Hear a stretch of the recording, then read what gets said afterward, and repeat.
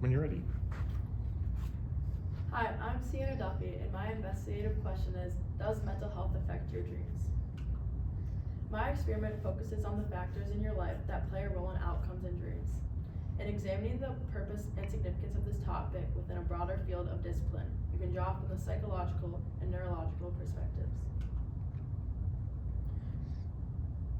Through a neurological perspective, it's suggested that dreams reflect a biological process of long-term memory consolidation, serving to strengthen the memory of recent events, to help them not get confused with older memories and previously stored knowledge. Characteristics of dreams are best understood by the impact on the brain systems involved in memory consolidation. And that's just kind of a graph that shows or supports what I was talking about. And then there are two main types of sleep, four main types of sleep, which is REM and non-REM. In non-REM stage 1, that is when the transition period between wakefulness and sleep, and it lasts from 5 to 10 minutes. During non-REM 2, the body temperature drops and the heart rate begins to slow. Brain begins to produce sleep spindles, and it lasts about 20 minutes. During non-REM stage 3, muscles relax, blood pressure and breathing rate drop, and the deepest sleep occurs. And then finally, in the REM stage, brain becomes more active, the body becomes relaxed and immobilized, and this is where dreams occur. From a psychological perspective, studies show that dreams are often a reflection of what has been processed through the mind and understand what has gone on throughout the day. Dreams are seen to serve as an overnight therapy to process memory and emotions. There are five main disorders that affect dreams. 1 being anxiety, 2 depression, 3 PTSD, 4 bipolar, and 5 schizophrenia. People with anxiety disorders often experience heightened levels of stress and worry. This can influence their dreams. Anxiety dreams may involve scenarios that reflect individuals' fears, such as being chased, falling, or being unable to escape from a threatening situation. Depression can lead to sleep changes in the patterns, including disturbance in REM. This is when most dreams occur. Depressed individuals may have dreams that are more negative or sad in tone, reflecting on their emotional state. These dreams may involve loss, failure, or hopelessness. Individuals who suffer from PTSD may experience vivid and distressing nightmares related to their traumatic experiences. These nightmares can contribute to sleep disturbances and show symptoms of PTSD. The content of these dreams may involve reliving traumatic events associated with it. People with bipolar disorder may experience fluctuations in their mood and energy. This can influence their dreams. During manic episodes, dreams may be more vivid and intense, but while you're in a depressing episode, dreams may be more negative. Lastly, with schizophrenia, this can affect a person's perception and cognition, leading to unusual or bizarre dreams. Individuals with schizophrenia may experience dreams that are fragmented, disoriented, or filled with hallucinatory events. Something that I found with my research is that a lot of studies were done by young adults. What I did is I focused on teenagers, as I thought I would get good results with that. The people I studied were people that I knew, which may have influenced some of what they told me, maybe leaving things out because they were scared to share it without being completely anonymous. For my study, I used close friends. A lot of my friends unfortunately struggle with underlying various mental illnesses. I simply handpicked them and asked if they'd be willing to participate in my study. My participants were informed that their responses would remain anonymous to everyone besides me.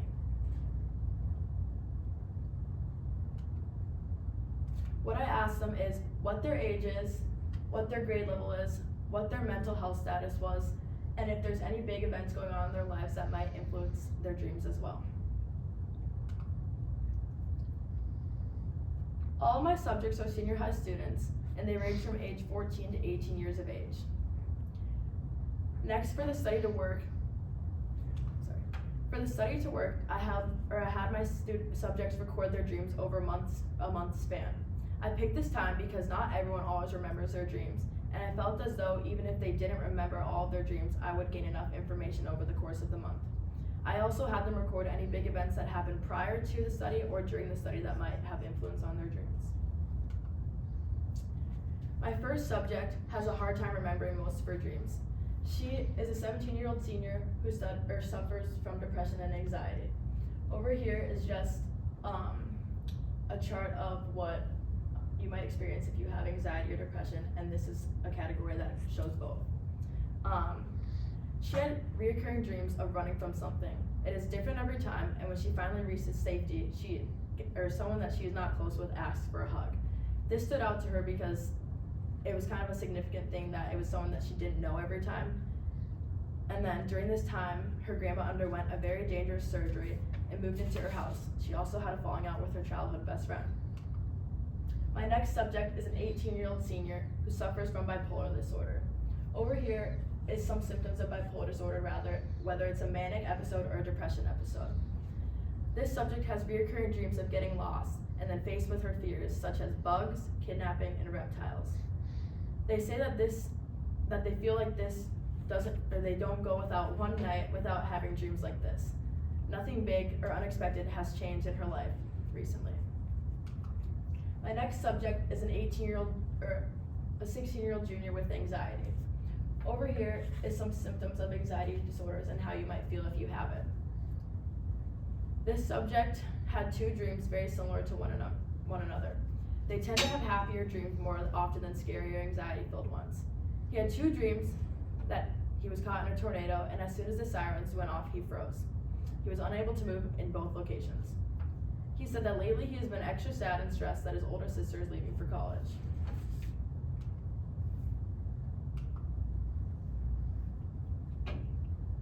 My next subject is an 18-year-old senior who suffers from depression.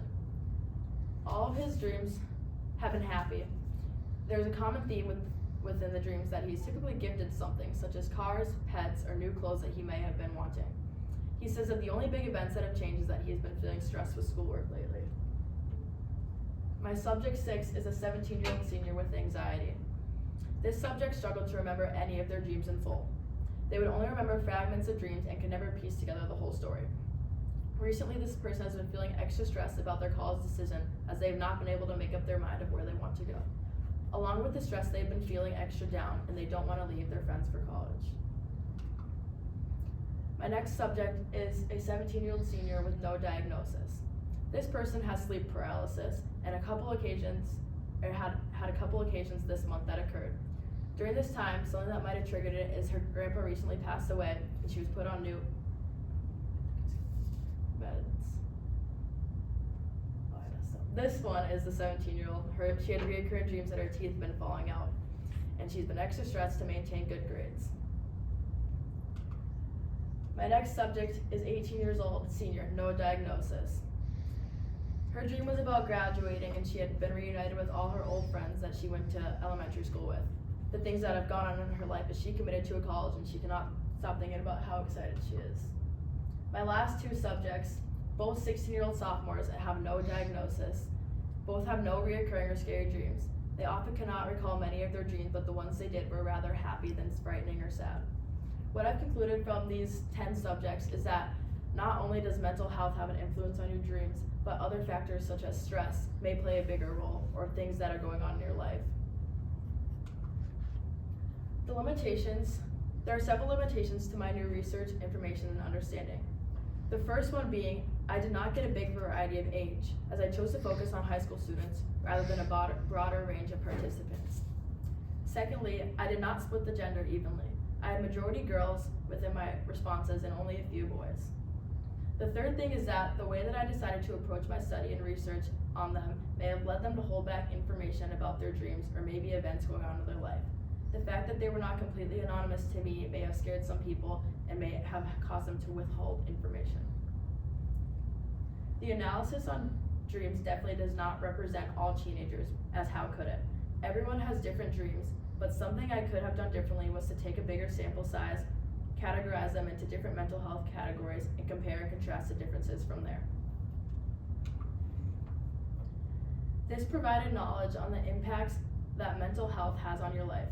The information I've attained helps me answer my investigative question of does mental health affect your dreams? It supports the claim that yes, it does have an effect. Emotions and events can also play a role in your overall well-being and subconscious or conscious mind.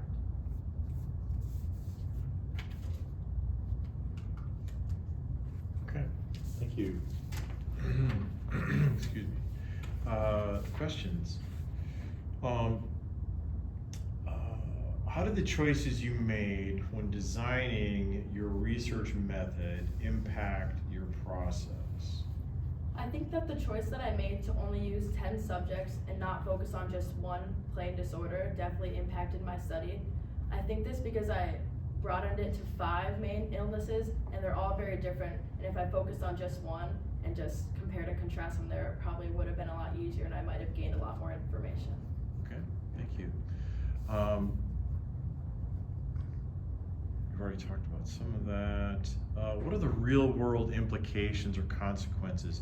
You've spoken a little bit about that. Can you expand on that related to your findings? What are the real world implications related to your findings? Yeah, the real world implications of my experiment could relate directly to humans, since dreams are something that all people experience whether they remember them or they don't. And mental illnesses are very present in our society here today. And it's related because it'll potentially help people better understand themselves or those around them, whether it's family members or friends. Okay, thank you. What's the most important research skill you've developed as a result of this process, and how might you apply it to your future endeavors? The most important research skill I developed is to how to dive deeper into your articles. It's worth your time diving deeper into the article's content and evaluating the credibility within the article. I can use this skill in the future because if I focus my time on more of the content of the articles, then I'll have a better understanding with the research that I gain on actual people subjects. Okay, thank you.